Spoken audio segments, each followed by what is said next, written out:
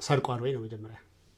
አሁን ጥያቄ ስንጠይቅ 75 ሺህ ብር የሚከፈለው ሰራተኛ 50 ብር ሰርቋል ወይ ጥያቄ አሁን አሳምፕሽን ለሴ ሰርቋል። ይሄን የተመረኩት ካንተ ነው አልጠበቃ ነው ባይዘ። ኦኬ ግን ያኔ በዳኝነት ስንሰራ ችሎት ላይ በኋላ እኮ አፍርሰው ያወጣል ውሳኔ ይግባይ ብሎ ፈርሶ ይመጣልሃል፣ ታየዋለህ፣ ትማርበታለህ። ጠበቃ ግን ሁሌ አመሰግናለሁ ብሎ ነው የሚቀርበከስ። ኦኬ ይግባይ ይላል ነው የምትለው። ኦኬ አይ ይግባኝ አለልኝ አይደል? ይግባኝ የተዘጋጀው ለዚህ ነው ካለ አበሳጨ። አይ ይግባኙም ብስጭቱም እንዳይቀርብኝ ሁለቱም ወይ ጥሩ። አሁን ስርቆት፣ ማታለል፣ እሺ ለምሳሌ ሾፌር ከሆነ መኪና ማጋጨት አላቅ፣ ይሄ ሆን ብለህ ነው እየሰናበትክ ያለው። መፍትሄው ምንድነው ግን? ወዲያው ዝውውሩ ህገወጥ ነው ብሎ መክሰስ አለበት ወዲያው እንጂ ያለው ይከሰው ተጨማሪ በዚህ ኤክስ በተባለ ስራ ሰርቻለሁ እሱ የሚከፈለኝ በራሴም ስራ ያልተከፈለኝ ያለ ይከፈለኝ ነው። ሶ ራስን በማስተዋወቅ እንጀምር እስኪ። ያው ታንክ ዩ። እኔ ጠበቃ ሙዑዝ ፍሱህ እባላለሁ። ኦኬ እሺ። ስራ ያው ጠበቃ የኮንስትራክሽን ባለሙያ ነህ? ኢንጂነር ነህ? ሜዲካል ዶክተር ነህ? የህግ ጠበቃ ሰው አቅም የህግ ጠበቃ ነኝ። ያው የታወቀ ነው የህግ ጠበቃ። ሶ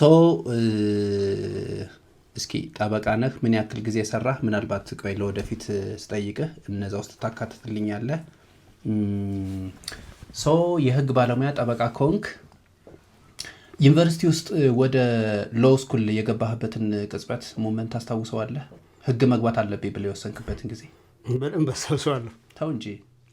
እሺ እኔ ቦርድ ላይ ማኔጅመንት፣ ኢኮኖሚክስ፣ አካውንቲንግ ሌላም አንድ ዲፓርትመንት ነበር ያኔ። ወዲያው ነው ሎው ነው የረሳሁት። ሌላ ምን ማኔጅመንት፣ ኢኮኖሚክስ፣ አካውንቲንግ ሎው ነበር ያኔ፣ ሌላ አልነበረም። ፍሬሽማን ማለት ነው። ፍሬሽማን ያኔ ኮመን ኮርስ ነበር የሚወሰደው። እሺ ኮመን ኮርስ ትማራለህ፣ ማትስ ምናምን እንባል ነበር ሀሳብ እስከሆነ ሶሪ እንግዲህ ያኔ ኮመን ኮርስ ነበረ። ያኔ ስትማር መጨረሻ ላይ ከ2005 በላይ ያመጣ የሚመርጠው ውስጥ ይገባል። ሌላ ብዙ ነገር አለ። ደን አጋጣሚ የሆነ ነጥብ ነበረኝ። በዛ መሰረት ስለው መረጥኩ እገባለሁ ብዬ አስቤ ደረሰኝ እና ስገባ ግን ለው ፈልጌ አይደለም ባይ የገባሁት። ጀስት ማትስ የለው ሂሳብ የለው ብዬ ነው። ሂሳብ አትወድም? እኔ ሃይ ስኩል ናቹራል ነበርኩ። እሺ ከናቹራል ሶሻል መርጬ ነው ወደ ሶሻል የገባሁት ከዩኒቨርሲቲ ውስጥ ማለት ነው። ሃይ ስኩል ኬሚስትሪ እና ፊዚክስ ነበር የምንማረው። ማለት 11 እና 12 የነበርከው ናቹራል ሳይንስ ነው። ኦኬ ሶ አይ ሂሳብ እንዴት እንደዛ ከሆነ እንደዛ ልጠላው ቻልክ ብዬ ሳይው አስጠላኝ። በቃ ሃይ ስኩል ስማረው ይሄ ነገር ያልወደውም ብዬ ማንበብ ነበር ሁሌ ያነበብኩ ነበር ማመሸው። ኦልሬዲ የካቲት ምናምን ላይ ጥያቸዋለሁ ደብተሮችን የነዛ ማትስ እና ፊዚክስ አልወዳቸውም። ልክ ወደ ሶሻል ቀየርኩ። ከዛ ወደ ለው ገባው ማለት ነው። ስለዚህ ለው ለመግባት የወሰንከው ግቢ ከገባህ በኋላ ነው? ሃይ ስኩል ላይ አላውቀውም። ሃይ ስኩል ላይ አላውቀውም። ሃይ ስኩል ላይ የማውቀው ምንድነው ናቹራል አይሆነኝም፣ ሶሻል መቀየር አለብኝ የሚለው ነው። ለምሳሌ እኔ 10ኛ ክፍልኝ ነው ለው መማር የወሰንኩት። እኔ 10ኛ ክፍል ላይ ለው ራሱ አላውቅም። ተው እንጂ አሉ ማውቃቸው ለው የሚሰሩ ሰዎች፣ ግን ሀሳቡ መጥቶልኝ ያውቅ ነው መማር። ኦኬ ግቢ ገብቼ ሎ ሚሊ ፋካልቲ እንዳለ ሳውቅ ነው እኔ ለው እንደምገባ ያወቅኩት። በነገራችን ላይ አብረን የተማርነው ይሄን ፖድካስት የሚከታተሉ የጋራ ጓደኞቻችን በጣም ትንሽ ናቸው። እነሱ ብቻ ናቸው የሚያውቁት። አንድ ስለማስታውስ ዳታዎችን ላስታውሰህ። እሺ ዩኒቨርሲቲውን ግን ሳጠራው ቀረ አይደለ? ፔዳ ባህርዳር ዩኒቨርሲቲ ፍሬሽማን 748 ተማሪ ነበር። ይሄን ቁጥር ታስታውሰዋለህ?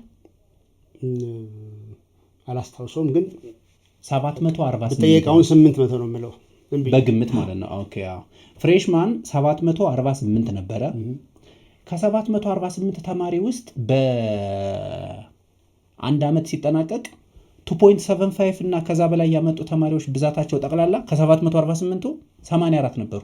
ኦኬ 84ቱ እነዚህ 84ቱ ናቸው አንደኛ ምርጫቸው የተጠበቀላቸው። ስለዚህ ሰው መግባት የሚፈልገው የት ነው?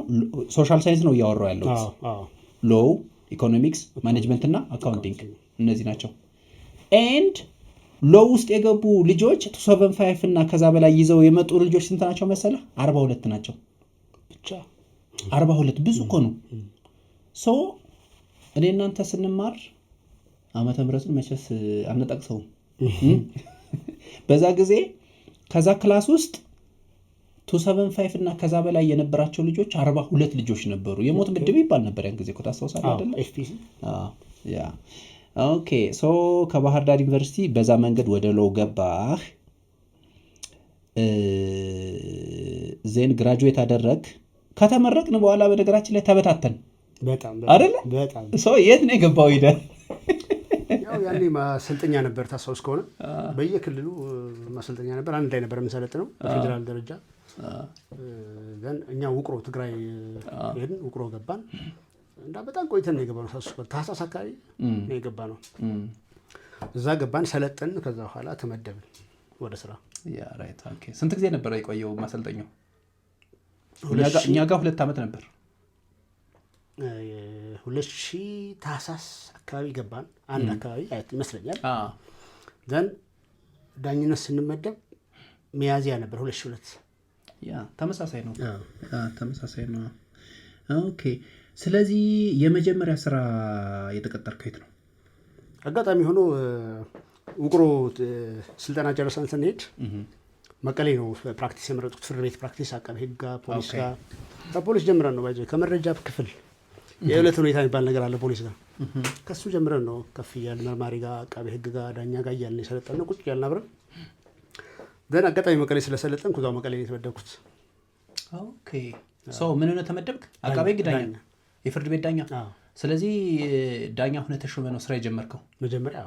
ኦኬ። በስልጣን ነው ስራ የጀመርክ ማለት ነው።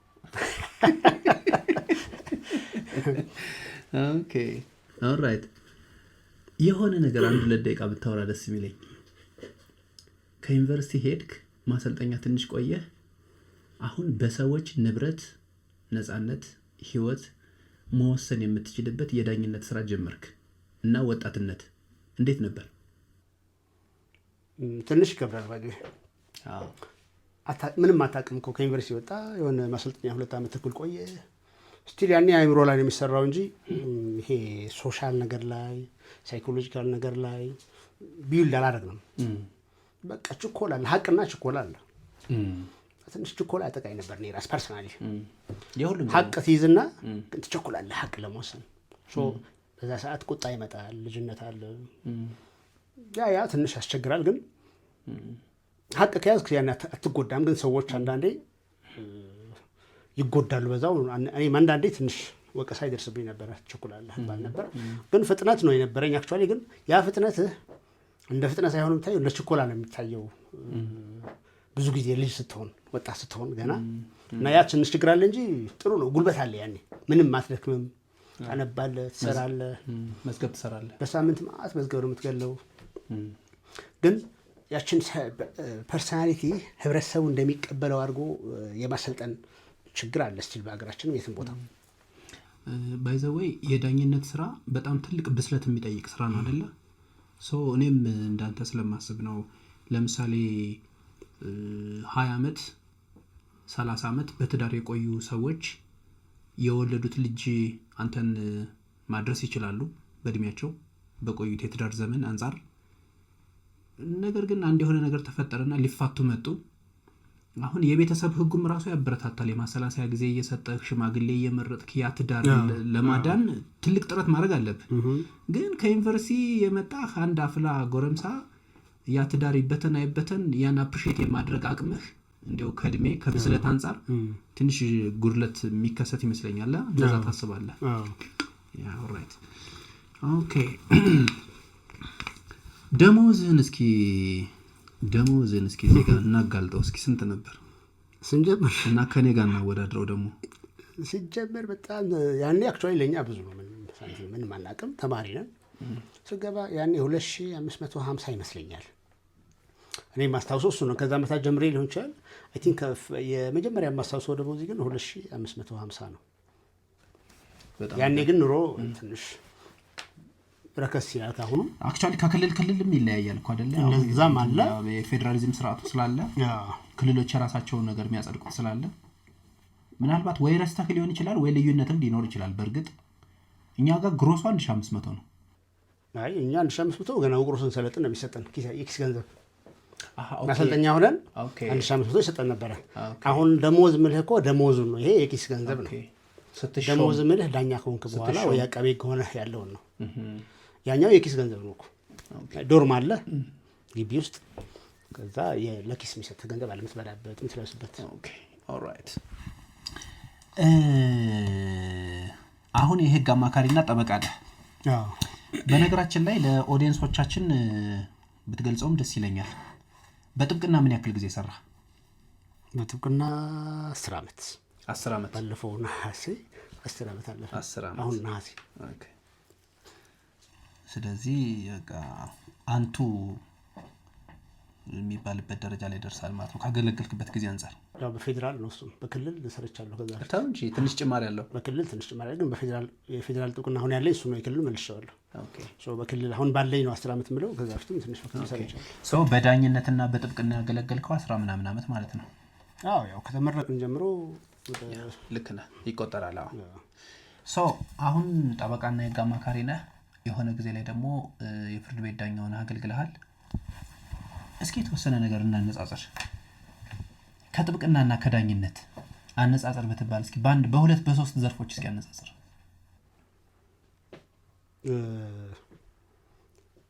መፍረድ ከባድ ነው። ይሄ ይሻልም እንትን ማለቱ ትንሽ ይከበዳል። ግን ይሻላል አይሻልም ሳይሆን ንጽጽር ማለት ከዚህ አንፃር ይሄኛው ይወደዳል ወይም ይሄኛው ይከብዳል፣ ይሄኛው ይቀላል ሊሆን ይችላል።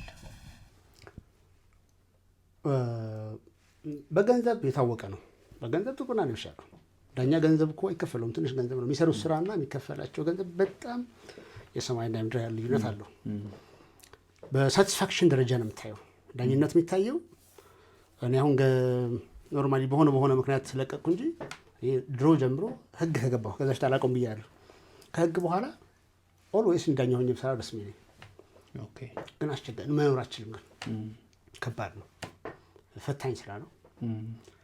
ጥብቅና ገንዘብ ታገኛለህ፣ ስቲል ጥብቅናም ፈታኝ ነው። ግን ድርቅ ብለህ ሀቅህን ይዘህ ደመኛህን ብቻ ይዘህ ፍርድ ቤትን አክብረህ ህጉን አክብረህ ከሰራህ ጥብቅናም ጥሩ ነው። የየራሱ ደካማም ጠንካራ ጎን አለው። አክቹዋሊ እኔ አሁን ጥብቅና ተመችቶኛል። በእውነት ነው የምልህ፣ በደንብ ወደው ስራ ነው። መኖር ትችላለህ፣ ቤተሰብህን ማገዝ ትችላለህ፣ ሳንቲም ታገኛለህ። ማትፈልገውን ስራ አልፈልግም ትላለህ። ዳኛ ሆነህ ግን ወንጀል ስራ ከተባልክ ከተመደብክ ወንጀል ትሰራለህ፣ ፍትሐብሔር ከተባልክ ፍትሐብሔር ትሰራለህ። ያው ጥብቅና ላይ መርጠህ ነው የምትሰራው። አስገዳጅ ነገር የለም እስካሁን። በሱ ነው። አብዛኛው ግን የሳቲስፋክሽን ስራ ነው። የህግ ስራ በእርካታ የምትሰራው ስራ ነው። ምናልባት አሁን የጥብቅናን ስራ ወድጄው ነው የምሰራው ምናምን ስትል እሱ በጣም አስደሳች ነገር ነው ይሄን መስማት። እኔ ደግሞ ለምሳሌ አሁን ዳኛ ሆነ ስትሰራ ለምትፈልገው ሰው ነው የምትወስነው።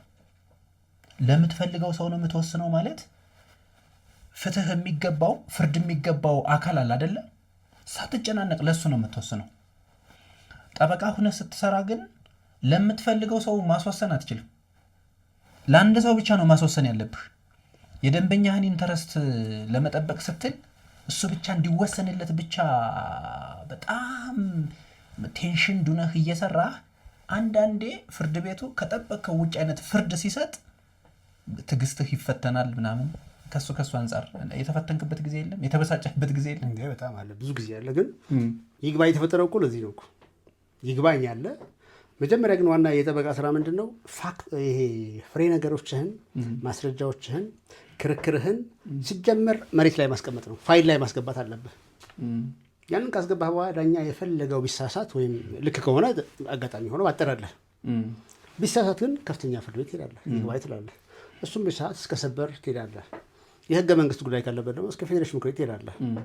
ስለዚህ ያን ያክል ሁሉም አይሳሳትም። ይግባኝ ያለውም ለዛ ነው። ስለዚህ ይግባኝ ስላለልኝ እኔ አልጨናነቅም፣ ቀስ ብዬ ይግባኝን በሰዓቱ በጊዜው አዘጋጃለሁ ነው የምትለው? ከመጀመሪያው ክርክሬን ካነሳው የኔ ችግር ነው እኮ የሚሆነው። ክርክሬን እንዳለ መጀመሪያ ላይ ካነሳው ግን አንዳንዴ እኮ ችሎቱ በጣም ጠብር ግፍ ብለህ ሰርተህ ደክመህ ላይረዳህ ይችላል። ያንተ ስህተትም ላይሆን ይችላል ማለት ነው። ለዛ መድኃኒቱ ነው።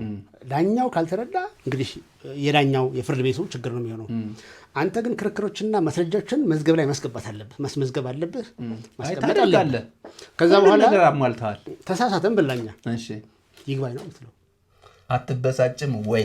ትበሳጫለህ፣ ግን ብስጭቱ ምን ያደርጋል ነው። አሁን እንደ ጠበቃ እኮ ባይዘይ ገና እንዳኛም ሆነ እኮ ስትወስን ሀቅ እሰራለሁ ብለህ ተወሰናላ፣ ግን ትሰዓታለህ።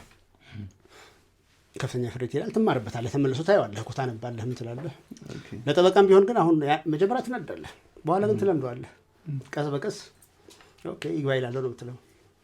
ኦኬ አይ ይግባኝ አለልኝ አይደል? ይግባኝ የተዘጋጀው ለዚህ ነው ካልክ አይ ይግባኙም ብስጭቱም እንዳይቀርብኝ ሁለቱም ግን ትለምደዋለህ በኋላ ባይዘይ መጀመሪያ ይለመዳል። ግን እንደዛ ይለምጃለሁ ተው እንጂ ለምኜ እንዳይበሳጭብኝ ነው እንትን የምለው እንጂ እሺ አሁን ለምጃለሁ። ዳኛ የፈለገ ቢሆን ስንቅር አይለኝም። እኔ የምጠነቀቀው እኔ እንዳልሳሳት ብቻ ነው። በነገራችን ላይ በኢሞሽናል ኢንተለጀንስ ሌቭላችን እንለያያለን። እንግዲህ አንተ አሁን ከሁኔታዎች ሳይ ዝም ብዬ ኢሞሽናሊ ኢንተለጀንት ነህ ማለት ነው። ኢሞሽንህን ማኔጅ ማድረግ ትችላለህ ማለት ነው እንጂ ብስጭት እኮ እንደ አዲስ እኮ ሊከሰት የሚችል ነገር እኮ ነው። አንድ የሆነ ስህተት ተሳሳተብህ ዳኛው ፍርድ ቤቱ ተበሳጨህ፣ ሌላ ጊዜ ተመሳሳይ ነገር ሲከሰት እዛው ችሎት ወይም ሌላ ችሎት ላይ እንደገና እንደ አዲስ ትበሳጫለህ። ይሄ የባለፈው አይነት ነው ብለህ አትተወውም። ተፈጥሯዊ ስለሆነ ማለት ነው። ልክ ነው። ግን አንዳንድ ሰዎች ይሄን የተመረኩት አንድ ሰውዬ ነው፣ ጠበቃ ነው ባይዘ። ኦኬ ግን ያኔ በዳኝነት ስንሰራ ችሎት ላይ በኋላ እኮ አፍርሰው ያወጣል ውሳኔ። ይግባኝ ብሎ ፈርሶ ይመጣልሃል፣ ታየዋለህ፣ ትማርበታለህ። ጠበቃ ግን ሁሌ አመሰግናለሁ ብሎ ነው የሚሄዱት፣ የፈለገ ብትወስን ማለት ነው። ያኔ ምንም አይገባኝም ነበረ። አንተ ችሎት ዳኛ ሆነህ ነው? አዎ ኦኬ። ያኔ ምንም እንትን አይለኝም። አሁን ገና ከዘነስ ከሳቸው በኋላ ማአታ መሰርቼ ጠብቅና እናደር ነበረ። ይሄ ዳኛ እንደዚህ አደረገ እንደዚህ አለ ፍርድ ቤቱን ትላለህ። ግን በኋላ ትዝ አሉኝ እሳቸውና አሁን የፈለገ ይባል እኔ አመሰግናለሁ ብዬ ነው የምወጣው። ከቱም ይግባኝ ማለት እንደምችል አውቀዋለሁ። ጥሩ ልምድ ነው እሱ ብዬ ነው። አንዳንድ ጠበቆችን የሚሰሙዋቸው አሉ። ኢቭን አንተ ስታወራ አሁን አእምሮዬ ላይ የመጡልኝ ጠበቆች አሉ። በጣም ደስ የሚሉ በጣም ኢሞሽናሊ በጣም ስማርት የሆኑ ሰዎች አሉ። ያ ኦኬ ኦልራይት። እስኪ ዛሬ ሙኡዝ ካንተ ጋር ምን ላይ እንወያያለን መሰለህ? የአሰሪና ሰራተኛ ህግ ላይ ትንሽ ውይይቶች እናደርጋለን። እዚህ አሰሪና ሰራተኛ ላይ የሚገርምህ አንደኛ በችሎት ደረጃም ተዋቅሯል ፍርድ ቤቶች ላይ እንደምታውቀው፣ ምክንያቱም ኬዙ ብዙ ስለሆነ ኢቭን በችሎት ደረጃ እንኳን ተዋቅሯል። ሁለተኛ ኬዙ በጣም ብዙ ነው። ሶስተኛ የሚገርምህ የፌዴራል ጠቅላይ ፍርድ ቤት ካሳተማቸው የሰበር ውሳኔዎች ውስጥ አይ ቲንክ ቁጥር አንድ ይመስለኛል የአሰሪና ሰራተኛ ማለት ነው። እሱን የሚያክል የለም። ወንጀል በለው ፍትሐ ብሔር ስነ ስርዓት አሰሪና ሰራተኛ ነው ያክልም። ልክ ነህ። ያ በጣም ብዙ ነው። ሰው በጣም ጥቂት በዚህ ኤፒሶድ ብዙ ነገር ከቨር ማድረግ አንችልም፣ ግን በጣም እንደው ትንሽ ነገሮችን አንስተን ብንወያይ በጣም ደስ ይለኛል። አንድ ሰራተኛ ተቀጠረ አንድ ካምፓኒ ላይ። ይሄ የስራ ውል የሚቋረጥባቸው አንዳንድ ምክንያቶች አሉ፣ ህጋዊ ምክንያቶች። እነሱን እስኪ ምንም ስለ ህግ ምንም ለማያውቅ ሰው እንዴት መግለጽ ትችላለህ? የስራ ውል የሚቋረጥባቸው ምክንያቶች ምንድን ናቸው? ሰፊ ናቸው፣ ግን አጥር አድርገን እንደውም እሱ መሆኑ አሪፍ ነው። አሁን አብዛኛው ሰራተኛ ይበዛል ከሌላው የግል ስራ የሚሰራ ሰው ወይ ደግሞ አሰሪ ይበዛል። አሁን አዲስ አበባ ምትወስድ አዲስ አበባ ውስጥ ቀጥሮ የሚያሰራም ሰራተኛ ነው ይበዛው ከሌላው ህዝብ ውስጥ በላይ። ጥሩ ነው፣ ግን ሁለት ናቸው ጠቅላላ አድርገን ስናያቸው። አንዳንዶቹ ያለ ማስጠንቀቂያ ወዲያው እንደተገኘ ያስተናብተዋሉ። አንዳንዶቹ በማስጠንቀቂያ ያስተናብተዋሉ። ያለ ማስጠንቀቂያ ማለት ከንብረት ጋር የተያያዘ፣ ከስርቆት ጋር የተያያዘ፣ ከወንጀል ጋር የተያያዘ እንደዚህ እና ተመሳሳይ ናቸው። ብዙ ናቸው፣ 27 ላይ ያሉ። በማስጠንቀቂያ የሚባሉት ደግሞ የድርጅቱ አቋም፣ ለምሳሌ ድርጅቱ መክሰሩ እንኳን በህግ ሲሆን፣ አሁን ከሰረ ከተባለ ድርጅት በህግ ነው። ቅድም 27 እና 28 ያላቸው በማስጠንቀቂያ አለማስጠንቀቂያ ናቸው። እሱ የሰራተኛው ጉድለት ካለበት ነው የመጀመሪያው። በማስጠንቀቂያ የሚባሉት የትኞቹ ናቸው? ከአሰሪው ለምሳሌ ገንዘብ የለውም ይባል፣ ገንዘቡ ቀነሰ፣ ያኔ መቀነስ አለበት ሰዎችን። ሲቀንስ ግን በቀነሳ ስርዓት አለ ህጉ ላይ የተቀመጡ ሴቶች ኦር ሌላ ብዙ ስነ ስርዓት አለ። እሱን ጠብቆ ማሰናበት አለበት። ያንን ካልጠበቀ ህገወጥ ይሆናል። ያንን ከጠበቀ ህጋዊ ይሆናል። ያንን መጠበቁን ግን ማረጋገጥ መቻል አለበት አሰሪው። እዛ ጋር የሰራተኛ ጉድለት የሚባለው ላይ አንድ ሰራተኛ ለምሳሌ 50 ብር ሰረቀን በል ካሸር ነው የሰራው ገንዘብ ይታወቃል 50 ብር አጎደለን በል 50 ብር ከጎደለበት ከተባለው ቀን ማታ ሪፖርት ይደረጋል ለምሳሌ ከጎደለበት ቀን በ30ኛው ቀን ማሰናበት አለበት ወይም ሌላ ትልቅ ድርጅት ሆኖ በኦዲት የሚታወቅ ከሆነ ኦዲት ተደርጎ ከታወቀበት ቀን በ30 ቀን መሆን አለበት የሂሳብ ስራም እንደዚህ ከኦዲት በታች ያሉ then 30 ቀን ካለፈ ካሰናበተ ግን ህገወጥ ነው የሚሆነው እነዛ ካሰሪ ጉዳይ ያላቸው ገንዘብ ካጠረው ድርጅቱ ለምሳሌ የሆነ አጋጣሚ ሆኖ በሆነ ነገር የድርጅቱ ትርፍ የሌለው ከሆነ ለምሳሌ አንዳንድ ጊዜ ህግ ይወጣል ድሮ ታስታውስ ከሆነ ህግ ሲማሩ የነበሩ ኤክስቴንሽን አስተምሮ የነበሩ ትምህርቶች የማታ በግል የሚያስተምሩ ህግ ካሁን በኋላ በግል አይቻልም ኤዱኬሽን ማይቻልም ተባለ ያኔ ሰራተኛ ማስተናበት አለበት በዛን ሰዓት ማሰናበቱ ህጋዊ ነው ኦኬ በህግ ሲሆን እንደዚህ አይነት ነገሮች አሉ ብዙ ጊዜ ግን ችግር የሚታየው ሰራተኛው ጥፋት ካጠፋና ካስተናበተው አይደለም 28 ላይ ነው ችግር ያለው 28 እና 27 የሚለውን ባይዘወይ ለአድማጮቻችን ግልጽ እናደርጋለን አሁን 27 የሚሉት በሰራተኛው ጥፋትና ጉድለት ናቸው ብናነባቸው ጊዜ ይፈጃሉ ከሚል ነው አሁን በወንጀል ጥፋተኛ ሆኖ ቢገኝ ንብረት ላይ ጉዳት ቢያደርስ ቢሰርቅ በስራው ላይ ማታለል ቢፈጽም እንደዚህ ብዙ ናቸው ይሄ ሁሉ የሰራተኛው የባህሪ ጉድለት ወይ የስነምግባር ጉድለት ነው የሚያሳየው ይሄ 27 ላይ ያሉ ናቸው እነዚህ አንቀጽ 27 በተለምዶ 27 28 ስለምን ነው እነዚህ ከተፈጸሙበት ቀን ጀምሮ ወይ በኦዲት ከታወቁበት ቀን ጀምሮ በአንድ ወር ውስጥ ካላሰናበት ህገወጥ ይሆናል ይሄንን ግን ሰራተኛው ሲከስ ክሱ ላይ መግለጽ አለበት ወደ እሱ እንመጣለን እንዳንለው ትንሽ እንዳይቀላቀልብና እኔ እንደው ማሳወቅ የፈለኩት ነገር ምንድነው መሰለህ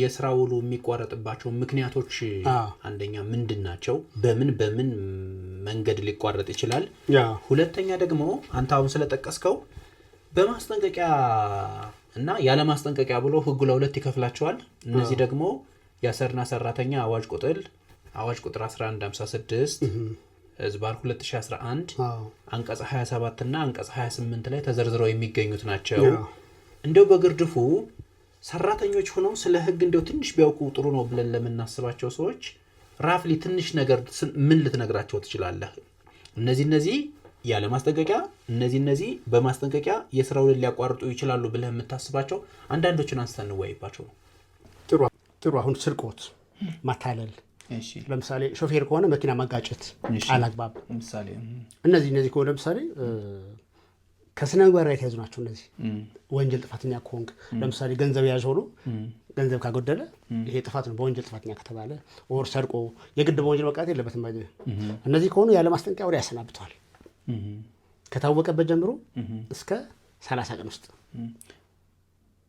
እዚሁ ጋር ጠቅሰው ቅድም ስላነሳው እኔም ስለገረመኝ ነው ለምሳሌ አንድ ትልቅ ካምፓኒ ላይ ተቀጥሮ የሚሰራ ሰራተኛ አለ ደሞዙ ለምሳሌ 75000 ብር ነው ቅድም ምሳሌ ስለጠቀስክ ራስህ 50 ብር የ50 ብር ዋጋ ያለው የካምፓኒ ንብረት ዳሜጅ ያደረሰበት 50 ብር ራሷን በላት እሺ 50 ብር ወይ ሰረቀ 50 ብር ማለት ከመገናኛ ከዚህ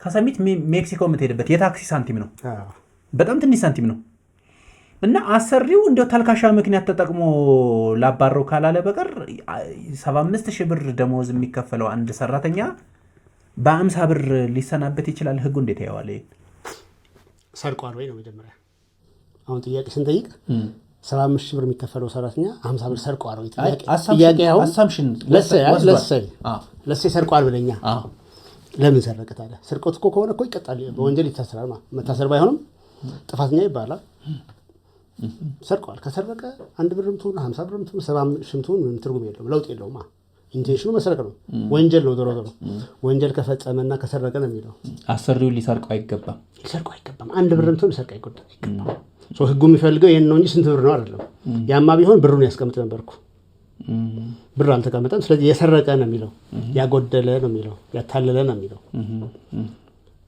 መብራት የመኪና መብራት ጎዳሽ ሾፌርና ሌላ ትልቅ መስተዋት የሰበረ እንዳለ ሙሉና ልዩነት አለው እንዴ የለውም በቃ ንብረቱን ጎዳ ነው ዘን ከዛ መደራደር አለመደራደር የነሱ ጉዳይ ነው የሚሆነው ግን በህግ ደረጃ እኩል ነው የሚታዩት ኦኬ ኦልራይት እሺ ከአንቀጽ 27ን በሚመለከት ያለ ማስጠንቀቂያ ሊያሰናብቱ የሚችሉ ምክንያቶችን በስሱ በግርድፉ ትንሽ አየን በማስጠንቀቂያ ደግሞ ብለናል አይደል አንቀጽ 28 አንድ ሰራተኛ በማስጠንቀቂያ ሰራተኛው ሊያሰናብተው ይችላልና ምናልባት የተወሰኑ ፖይንቶች ማንሳት ከቻለ ይሄ ነው ትንሽ የሚያስቸግረው በህጉ ላይ በጣም ያለውና የሚያስቸግረው ይሄ ነው ያኛም አለ ግን በጣም መከራከር የሚሆነው ይሄ ነውና 28 ላይ የመጀመሪያው ችሎታ ማነስ ነው አስተማሪ ሆኖ ትምህርቱን ማስተማር ካልቻለ ልጆቹ አንዳንድ ጉዳይ እንዳውም አንድ የሰበር ውሳኔ ተማሪዎቹ ማለፍ አልቻሉም እንዳለ ወደቁ አብዛኛው ወደቀ ተብሎ ተሰናበተ እስከ ሰበር ደርሷል ያ ውሳኔ አይ ተማሪዎቹ ወደቁት ስላላጠኑ ነው ወይስ በሱ ስንፍና ነው አልታወቀም ብዙ ምክንያት አለ ዞሮ ዞሮ ተሻረ ያ ውሳኔ አይ ቲንክ ተሻረ እና ብዙ ጊዜ ችሎታ ማነስ የሚሉት ነገር አለ መጀመሪያ ላይ ችሎታ ማነስ ግን በደንብ መመዘን አለበት የሚመዘንበትንም መንገድ ቀድሞ ማሳወቅ አለበት አስር ነው ድንገት አንተ ለማጥቃት ብለህ አንተ እንደዚህ ነህ አዲስ ዛሬ አንተ ጋር ስለተጣለው አስር ሆኜ ዛሬ አዲስ ምክንያት ወጥሬ ዝም ብዬ ላሰናብት አልችልም ቀድመት መስማት አለብን መመዘንበት መንገድ መታወቅ አለበት ኦር ኦብጀክቲቭሊ የሚታወቅ ነገር መሆን አለበት ሌላኛው ስልጠና እንኳን መጥቶ አልሰለጠን ካለ ነው እዚህ ላይ አቅሙ ቀንሷል ስልጠና ተዘጋጅቶለት እንኳን አልሰለጥን ያለ ከሆነ ነው ያ ሁላ ሳይሆን ግን ዝም ብሎ አንተ እንደዚህ ነው ብለህ ማሰናበት ትንሽ ህጉም የሚፈቅድ አይመስልም ከጽሁፍ ውስጥ ታየው ሁለተኛው በጤንነት መታወክ በጉዳት መስራት ማይችል ሆኖ ሲገኝ ይሄ እንደው ቀለል ያለ ነው ከዛ በኋላ ሰራተኛው መመለስ አይፈልግም ምናልባት ግን እችላለሁ የሚል ክርክር አለ አንዳንዴ እኔ ተመልሼ መስራት እችላለሁ ይላል አንዳንድ ቦታ ላይ ያለ እንደዚህ ኬዞች አሉ አየር መንገድ አንድ ኬዝ አለ የሰበር ውሳኔ ፓይለት ኦርደር ተባለ እንደዚህ ከአየር ጋር የተያያዘ ነገር ነው የሚሰራውና አይ ተመርምሯል እንደዚህ በህክምና እንትኑ ባጠናነው መሰረት ሊሰራ አይችልም ተብሎ እስከ ሰበር ሄደ ጸና ሰበር ላይ ልክ ነው መስራት አይችልም አንተ ተብሎ ሰናበት ይሄ ኦብጀክቲቭ የሆነ በህክምና የሚታወቅ ነገር ነው ሌላኛው በድርጅቱ ወደ ሌላ ቦታ ይዛወር አልዛወርም ካለ አዲስ አበባ የነበረው አሁን ጋምቤላ ቢሄድ ወደ ጋምቤላ ሊድም ካልክ ፈቃደኛ አይደለም ስለዚህ በቀላሉ ይሰናብታል እነዚህ ግን እንዳለ በማስጠንቀቂያ ናቸው የመጨረሻው አንድ ላይ ያለ የመጨረሻው ስራው ሲሰረዝ ነው በጣም አስቸጋሪ የሚሆነው ይሄ ነው መደቡ ሲሰረዝ የስራ መደቡ ሲሰረዝ ግን በበቂ ምክንያት መሆን አለበት አንድ በቂ ምክንያት ማለትም ማለት ነው በጣም ከባድ ነች ስራው በበቂ ምክንያት ሲሰረዝ ማለት አሁን አንዳንድ ጊዜ ብዙ ጊዜ የሚገጥም እንደዚህ ያለውን ኤንጂኦዎች ላይ ገንዘብ ይጎላል ገንዘብ ሲጎል ምን ያደርጋሉ አይ ይሄ ስራ የለም አሁን ለምሳሌ ዩኤስኤድ ቀንሶ ነበር ባለፈው ታሳስ ከሆነ ብዙ ድርጅቶች ሰርዘው ነበር ያኔ ዩኤስኤድ ሲቀንስ ምን አደረጉ ሰረዙና የተወሰኑት አግሮ አቆየዋቸው ለተወሰነ ጊዜ 3 ወር ምናምን በ18 አንቀጽ 18 ላይ ባለው የተወሰኑት አሰናበቷቸው then ብዙ ጊዜ ግን የሚሆነው የውሸት መሰረዝ አለ ዶኔሽን እርዳታ ሳይቀንስብህ ገንዘቡን እንደሰረዝ አድርገህ ትሰራለህ ከዛ በኋላ የምትፈልገውን ሰራተኛ አሰናብታለህ ቀጥሎ ስራውን ትንሽ ቆይተህ ትቀጥለዋለህ እንደዚህ አይነት ፌኮች አሉ ግን አብዛኛው ህጉ የሚያስቀምጠው ምንድነው ኮንስትራክሽን ላይ እቺ ነገር ያለች ይመስለኛል ኮንስትራክሽን ላይ እቺ በምንድነው ያለችው ፎቅ እየሰራ ነው ወይ ድልድይ እየሰራ ነው አሁን ፎቁን አሁን ተገንብቶ አለቀ ካለቀ በኋላ ግንባታ ሰሪ ምን ያደርጋል ታዲያ ገንቢውን ማድረግ ማለት እሱ መሰናበት አለበት ስራው አልቋል ግን ለምሳሌ የግንባታ እቃ ጎደለብህ ሲሚንቶ አጠረን በል ሲሚንቶ አጠረ ብለህ መቀነስ አትችልም ማሰናበት አትችልም አልተሰረዘማ ግብአት ነው ያጠረብህ ሶ ያኔ በቅነሳ ስርዓት ነው የምትሄደው ቅድም እንዳለው አንቀጽ 29 ላይ ቅነሳ ስርዓት ቅድሚያ ማውጣት ያለበት ማን ነው ብዙ ጥገኛ ያለው እርጉዝ የሆነ ሴት ወዘተ የሚላል በዛ ስርዓት መሄድ አለበት ስራው ካለቀ ግን ግንባታ ስራው ካለቀ ግን ገንቢው ያለ ቅነሳ ዝም ብለህ ማሰናበት ይችላል አንተ ካሁን በኋላ ጨርሰሃል ስራና ታስፈልግ ይባላል ማለት ነው ስራው እያለ ግን ግንባታ እቃ ጎድሎ ሲሚንቶ አጥሮብህ ዝም ብለህ አንተ ታስፈልግ ማለት አትችልም ግንባታ ላይ ይሄ ነው ኤክሰፕሽኑ ሌላው ስራ ላይ ግን መሰረዝ ይቻላል ግን በቂ ምክንያት መሆን አለበት በቂ ምክንያት ኖሮ ራሱ ግን ሰውየውን ለምሳሌ አንድ ፍሬት ላይ 1 እስከ 4 ተሰረዘ ትምህርት ቤት። ኬጂ ግን አለ፣ መዋለ ህጻናት አለ። መዋለ ህጻናቱ ላይ መመደብ ትችላለህ አትችልም መጀመሪያ ቼክ አድርግ ተብሎ የተበለሰው ከሰበት ድረስ እነዛን ሰዎች ወደ መዋለ ህጻናት ግን ባለው ደሞዝ ነው፣ ደሞዙ አይቀነስም። ባለው ደሞዝ ማዛወር መሞከር አለበት። ማዛወር ሳትሞክር ካሰናበትከው ህገወጥ ይሆናል። ድጋሚ ያንን ቼክ አድርግ ተብለህ በነጥብ ይመለሳል ማለት ነውና እነዚህ ያሉት ቀጥሎ ደግሞ አሉ ከአንቀጽ 2ም 3ም ላይ አሉ። ኦኬ ኦልራይት። ቀደም ግን አንድ ፖይንት ስለጠቀስክ እሱን የሆነ ነገር ብጨምርበት ደስ ይለኛል። በማስጠንቀቂያ ከሚደረጉ የስንብት ምክንያቶች ውስጥ አንዱ ለምሳሌ ትራንስፈር ተደርጎ ወደ ሆነ ቦታ ትራንስፈር ሊደረግ አይገባም ካለ ለተርሚኔሽን በማስጠንቀቂያ አንድ ምክንያት ነው ብለሃል። ግን አንዳንድ አሰሪዎች ደግሞ ለእንትን ለማለት ለተርሚኔሽን ለማመቻቸት ለምሳሌ አዲስ አበባ ፒያሳ ላይ ይሰራ የነበረ አንድ ሰው ስሙን ሰምቶት የማያውቅ አንድ በጣም ሪሞት ኤሪያ የተዛወርክ መሆኑን እንገልጻለን የሚል ደብዳቤ ቢደርሰው ሞቲቭ እዛ ቦታ ስለማይሄድ ምናልባት ለተርሚኔሽን እናመቻቸዋለን የሚል አንዳንድ ነገሮች ይኖራሉ። ሀፕን ያደርጋል አልፎ አልፎ። ይሄንን ለምሳሌ ችሎቶቹ ፍርድ ቤቶች እንዴት የሚያዩት ይመስላል? እዚህ ጋር ቅድም ያልኩትና ይሄ ትንሽ ይለያያል። ምንድነው አሁን ቅድም ያልኩት ድርጅቱ ወደ ሌላ ቦታ ሲዛወር ሙሉ ድርጅት ነው። ኦኬ ሙሉ ከተዛወረ እና አልሄድም ካልካብረህ ነው። ይሄኔ ማዛወር አይሆንም። የሰራተኛ ማዛወር ሳይሆን ድርጅቱ ነው የሄደው። ገባኝ። ይሄ አሁን ያልነው ነገር እግረ መንገዳችን ለመንካት ያህል ለምሳሌ አሁን ከአማራ ክልል አማርኛ ብቻ የሚችልና አንድ ሰው ወደ ትግራይ ክልል ታዛውረዋለህ። ቋንቋ አይችልም። ስራው የቋንቋ ስራ ነው። ለምሳሌ በቋንቋ የሚሰራ በንግግር የሚሰራ ስራ ነው። እስኖት የሙያ ስራ አይደለም። ትግርኛ መናገር አይችልም ያ ሰው። ወይ ኦሮሚያ ክልል ብትልከው መናገር አይችልም። ይሄ ሆን ብለህ ነው እየሰናበትክ ያለው።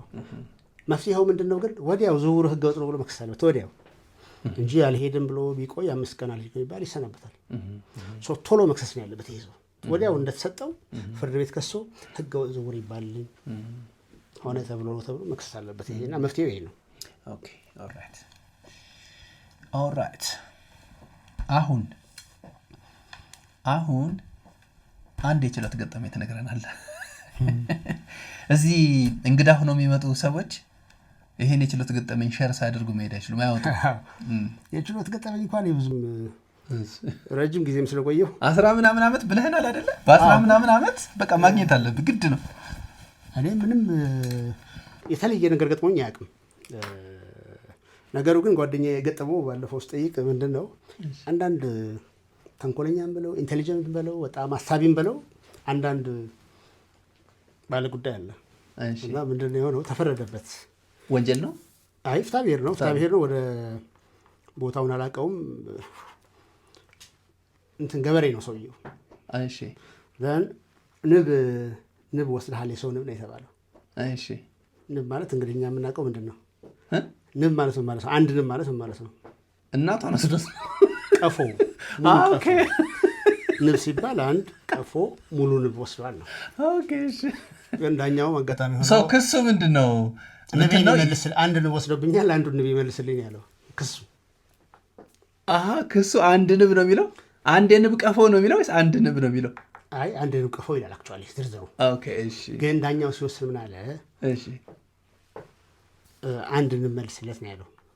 የወሰድከውን አንድ ንብ መልስለት ብሎ ፍርዱ ተሳስቶ ነው። ዳኛው እንዳስተዳደግ አታውቀው ማለት ያን ንብ ጉዳይ የሚያውቅ ሰው በአስተዳደግ ይወስናል። ይሄ ነገር የሚያውቁ ሰዎች አሉ፣ የማያውቁ ሰዎች የንብ ጉዳይ ግን ዳኛው ያንን ሲወስድ መውሰዱ ስለተረጋገጠ ያው ዞሮ እሱ ረጅም ኬዝ ነው ተወሰነ ብቻ ባጭሩ። እሺ ሰውየው አንዷን ንብ የሚያዝበታል ገጠር አካባቢ የሆነች ንብ መያዣለች የምትሰራ ንቧን ይዞ እንደዚህ በክንፏን ይዞ እዛ ውስጥ አስገብቶ ዘግቶባት ለአፈጻጸም ይዞ መጣ። ያው አስረክቤያለሁ ነው ጠረጴዛ ላይ አስቀምጠው አንድ ንብ የተባረኩት አንድ ንብ አብቻለሁ አለ ማለት ነው። ችሎት ይዞት መጥቶ ነው። ችሎት ይዞ የምር ነው። ይሄ እውነተኛ ትክክል ነው የተፈጸመ ነገር ነውና ዳኛው ሊያስረው ምናምን እንትን ሲል አይ አንድ ንብ ያልከኝ አንድ ማጥቻለሁ። ራሱ የወሰነው ዳኛ ነው። ዳኛው የወሰነው ዳኛ ነው ራሱ ነው። ዘን በስንት መከራ ብቻ በመግባባት ከዛ በእርቅ ጨረሱት። ልታሾፍ ነው እንጂ የእውነት ግን ታሾፍ ነው እንጂ አክቹአሊ እንትን እኮ ነው ምን እንደሆነ አክቹአሊ ሰውየው ያውቀዋል። ያሾፍ ይሁን ብቻ ምን ይሆን አላውቅም። ግን አንድ ነው ያልከኝ አንድ ማብቻለሁ ብሎ ጠረጴዛ ላይ አስቀምጥለትና ይሄ በጣም የሰውየው ትንሽ ኢንቴሊጀንስም ያሳያል። ደግሞ በሌላ በኩል ምን ታያለህ?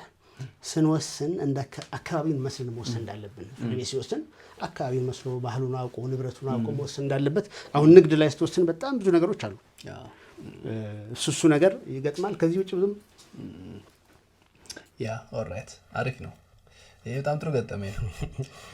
ኦኬ ሌላ ትንሽ እስኪ ጥያቄዎች ምናልባት የምንወያይበት ጊዜ በጣም አጭር ነው። እሱን ታሳቢ አድርገን የስራ ስንብት ያው ወይ ህጋዊ ይሆናል ወይም ህገወጥ ይሆናል። የስራ ስንብቱ ከህግ አግባብ ውጪ የሆነ አንድ ሰራተኛ ምን ምን ክፍያዎችን ካሰሩ መጠየቅ ይችላል? ኦኬ ይሄ አጠር ባለ መልኩ አንደኛው የካሳ ክፍያ የ6 ወር ነው። ሁለተኛው ማስጠንቀቂያ ጊዜ ነው ካልተሰጠው። ሶስተኛ የአገልግሎት ነው። ባገለገለው አመት መጠን አንድ አመት ይልና ከዛ አንድ ሶስተኛ እየጨመረ ይሄዳል። በሌሎች አመቶች የደሞዙ ዋን ሰር እየጨመረ ይሄዳል። ሄዶ ግን ከአንድ አመት ደሞዝ ማምለጥ አይችልም።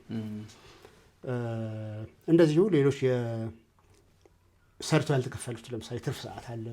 ብዙ ጊዜ አሁን ችግር ነው ትርፍ ሰዓት ነው። ትርፍ ሰዓት አይከፈልም ብዙ ጊዜ።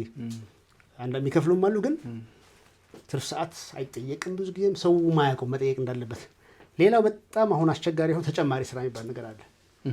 ተደራቢ ስራ አንድ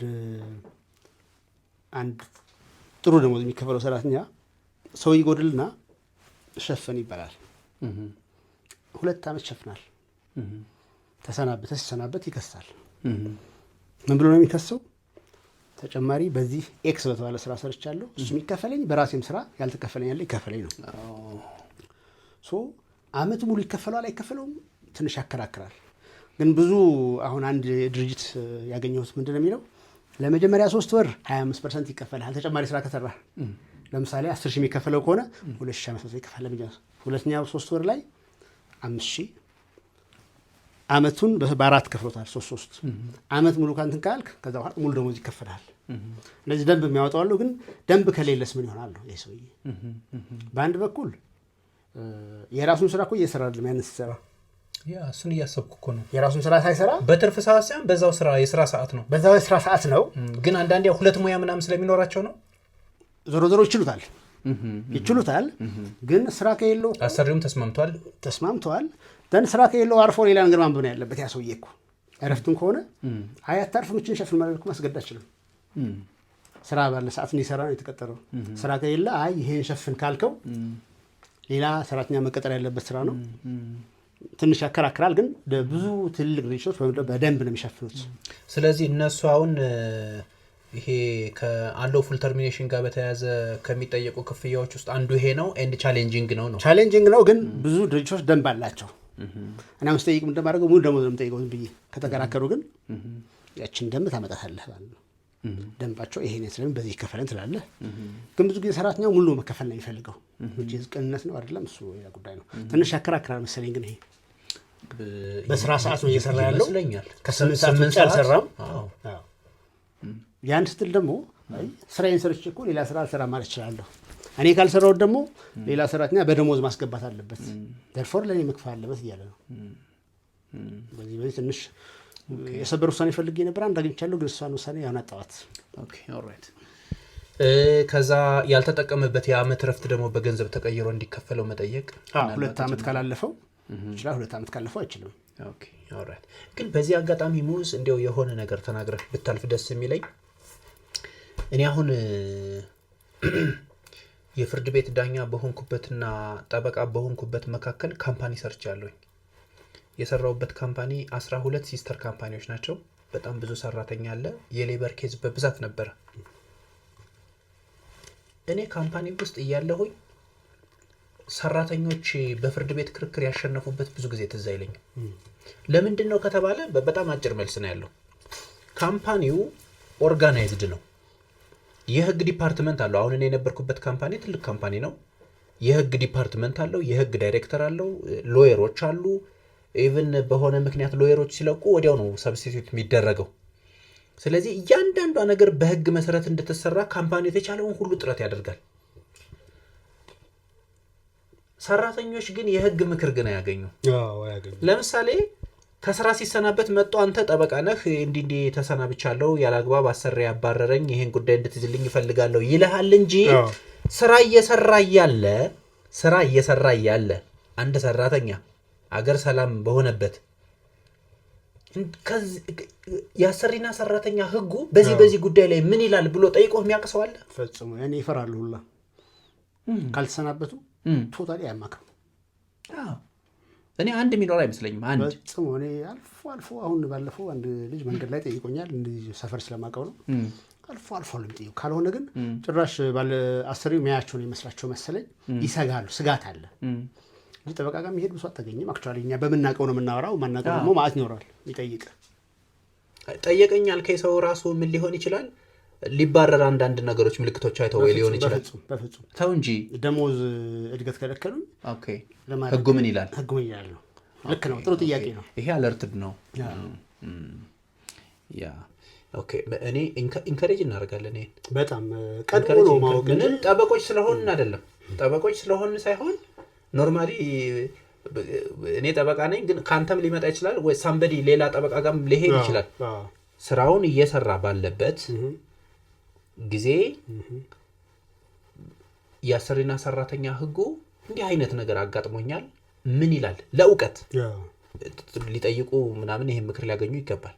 አዎ አሁን ብዙዎቹ የሚገጥመው ግረ መንገድ አሁን ትርፍ ሰዓት አይመዘገብም። ኦኬ 12 ሰዓት ሌሊት የሚሰሩ አድረው አሁን በየሆቴሉ አይተህ ከሆነ ሌሊቱ ሙሉ የሚያድሩ አሉ። ትርፍ ሰዓት አይጠይቁም በደሞዛቸው። ምክንያቱም እዛ ያድራሉ፣ እዛ ይበላሉ፣ እዛ እንትን ስለሚሉ በዛች ይደራደሯቸዋል። ሰው አይጠይቁም።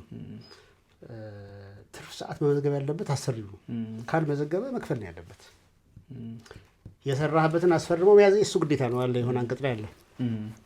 ይህን ካላረጋገጠ ሰራተኛው ትርፍ ሰዓት ሰርቻለሁ እንደዚህ ነው ብሎ ማረጋገጥ አይጠበቅም። መስራት ነው የሚጠበቅበት እንጂ ማረጋገጥ ግዴታ የለበትም።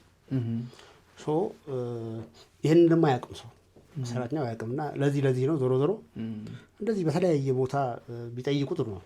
ያ ራይት ያ እሱን ኢንከሬጅ እናደርጋለን።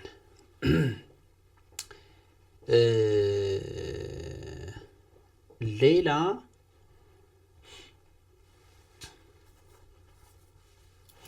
አንድ ጥያቄ አለኝ እዚህ ጋር። አንድ ሰራተኛ ለስንብት የሚያበቃ አንድ ጥፋት ፈጸመ እንበል እና ለስንብቱ ምክንያት የሆነው ነገር ከተፈጸመበት ጊዜ ጀምሮ አሰሪው በምን ያክል ጊዜ ውስጥ ነው ማባረር የሚችለው? ማስጠንቀቂያ የሚያሰጥ ከሆነ ማስጠንቀቂያ ሰጥቶ ቅድም አሁን ማስጠንቀቂያ ያለው አለ 27 ላይ እናድርገው። 27 ማለት ለአድማጮቻችን ግልጽ ለማድረግ ያለ ማስጠንቀቂያ ሊያሰናብት የሚችል አንድ ጥፋት ፈጸመ። ኖርማሊ ቅድም በተወያየነው መሰረት በአብዛኛው ከዲስፕሊን ጋር የተያዙ የአሰሪውን ንብረት ሆን ብሎ ወይም በቸልተኝነት ዳሜጅ ማድረግ፣ ስርቆት፣ እነዚህ ያለ ማስጠንቀቂያ ሊያሰናብቱ የሚችሉ ምክንያቶች ተከሰቱ።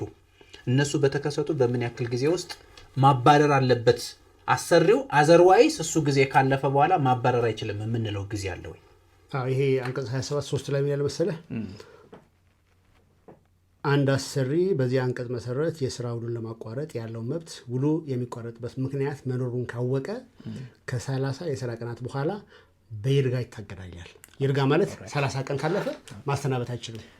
ይሄ ግን ቅድም አንስተን ነበረ በኦዲት የሚታወቅ ነገር ከሆነ ኦዲቱ ባለቀበት ቀን ጀምሮ ነው። ካለቀበት ቀን ጀምሮ ሌላ ዝም ብሎ እንደዚህ በአይን የሚታይ ነገር ከሆነ ግን ከዛ ቀን ጀምሮ መቆጠር። ኦኬ ሶ አንድ ወር እንዳንል የስራ ቀን ነው ደግሞ የሚለው የስራ ቀን ነው ያለበት። የስራ ቀን 30 የስራ ቀናት ናቸው። በዓላት ከገቡም ዲዳክት ይደረጋል። አሁን ቅዳሜ ባንኮች ቅዳሜ ይሰራሉ፣ የባንኮች ይቆጠራል። ሌላው ማይሰራ ከሆነ አይቆጠርም። ሆሊዴይ ቢገባ ይቆጠራል።